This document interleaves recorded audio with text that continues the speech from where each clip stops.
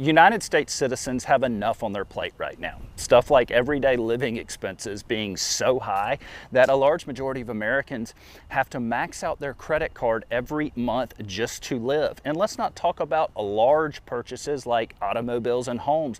Those are completely unaffordable right now for the average American. The fact of the matter is there has been an insane amount of financial pressure on the backs of the American people this year, and we just don't need anything else.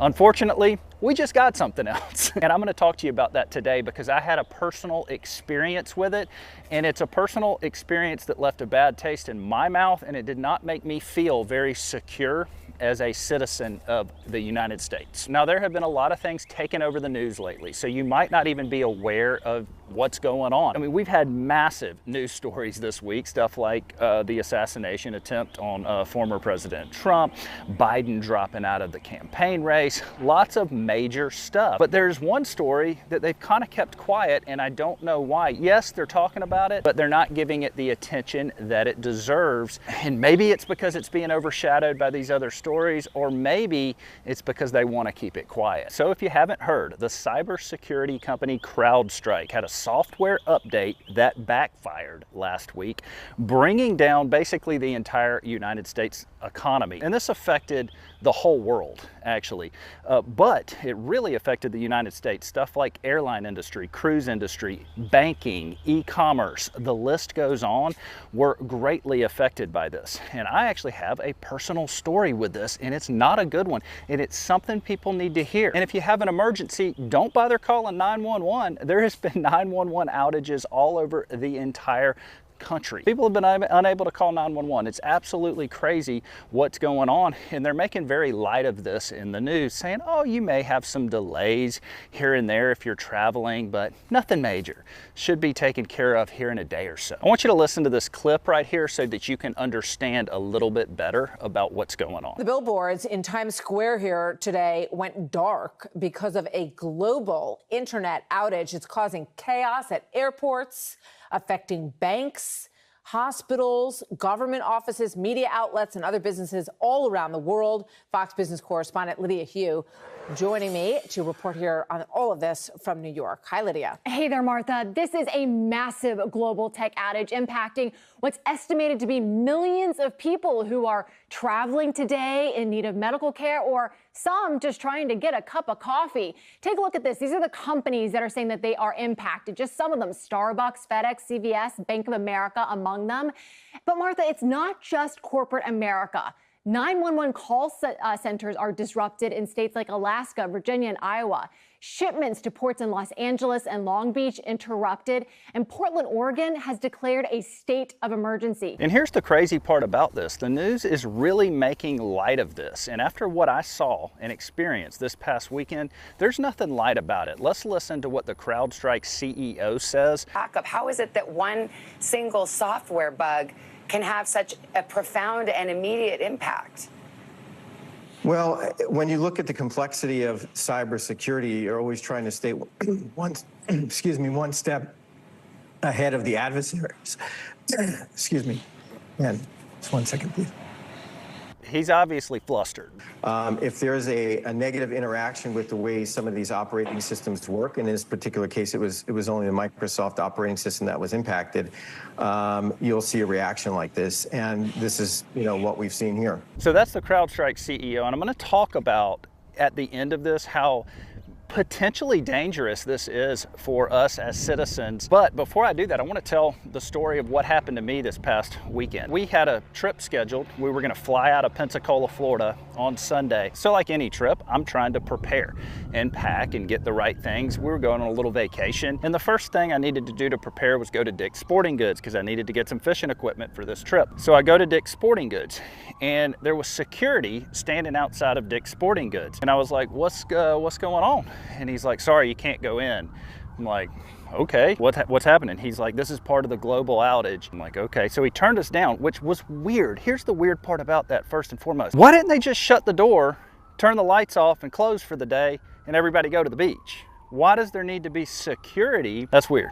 All right, that was the first strange thing that happened. So anyways, all right, so I was like, all right, well, I gotta go get some money. So I'm going around town, I stop at this ATM, and there was a lady at the ATM, and she was basically in tears. She was like, I can't get money out of the ATM. My bank wouldn't give me money. I was like, what do you mean? Like, what's happening?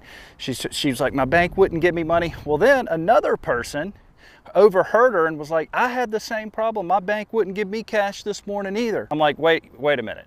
We can't go get cold hard cash out of our banks right now? That's weird. I hadn't tried to get any cash out of my bank, so I don't know if I could or couldn't, but I tried to get money out of the ATM. The ATM wouldn't work. So I was like, man, this is really strange. Now, fortunately for me, I already had some cash, so it wasn't that big of a deal, but that was two very weird things that happened right back to back. So we're like, all right, well, anyways, we get to the airport. It was unlike anything I've ever seen at that airport. And I've been to Pensacola Airport a whole bunch of times. It was shoulder to shoulder. There were lines backed up all through the airport. People sleeping on the sides. People were like, we've been here, we've had to sleep here for over a day. So we get in line to check our bags. The line for bag check for Delta was backed up 3.5 hours. So 3.5 hours later, we get up to the front and the lady's like, sorry, like, you're not going anywhere. All the Delta flights are canceled or delayed. You know, we apologize.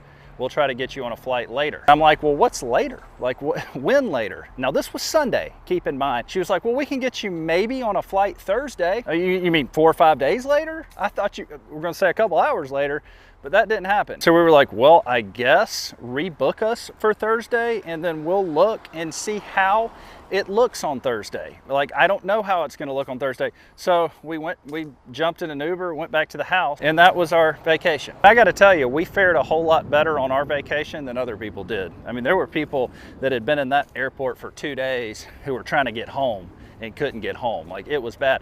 And so then I got home and I started doing some research. This is a lot worse than what people are leading on. I'm not a software expert, I'm not a tech guru, I'm not a hacker, but something doesn't add up here. It just seems a little fishy that a simple software update can bring down the entire US economy, which is basically what happened, and then the news not talk about it. And why is all this happening the same week of all this presidential drama? Coincidence?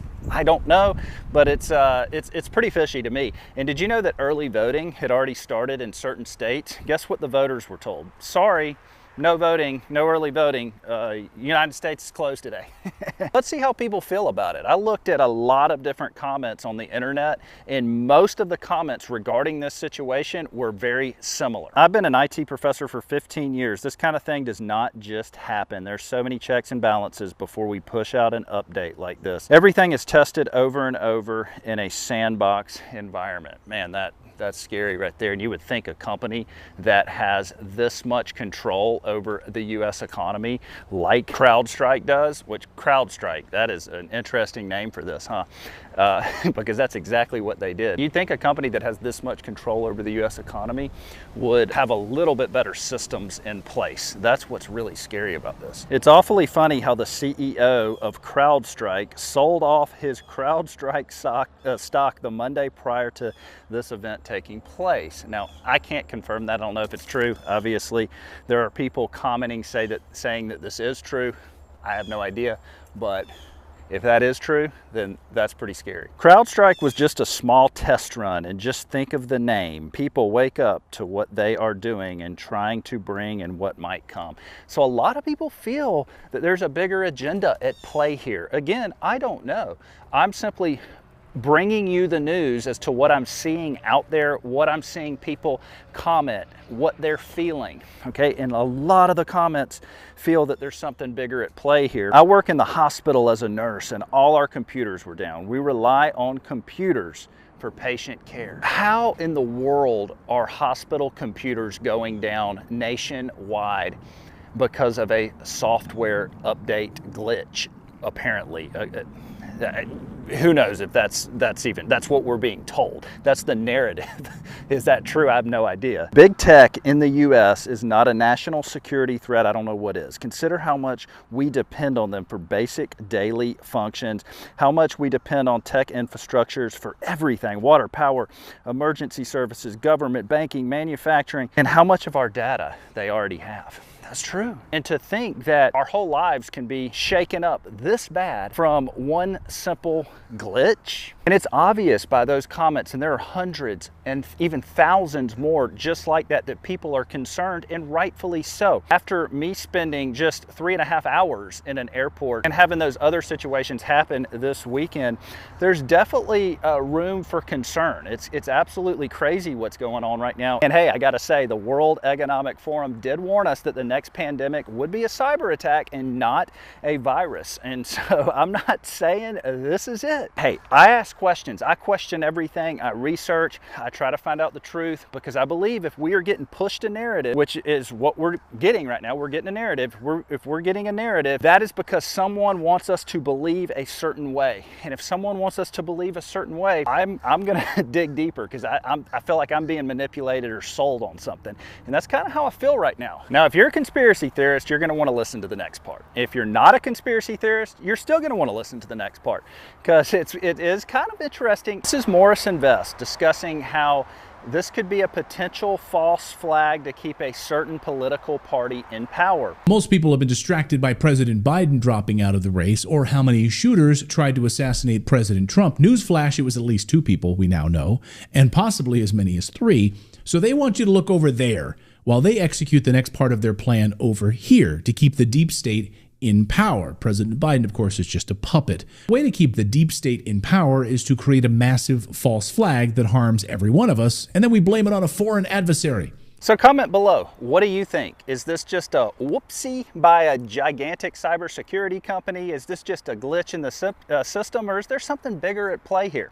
Is there an agenda behind this? I'd love to know how you feel. Me personally, I don't know. All I know is I should be on vacation right now, and instead I'm walking through the woods getting eaten alive by hot gnats, trying to figure out how in the heck I got here and why I'm not on a boat somewhere fishing.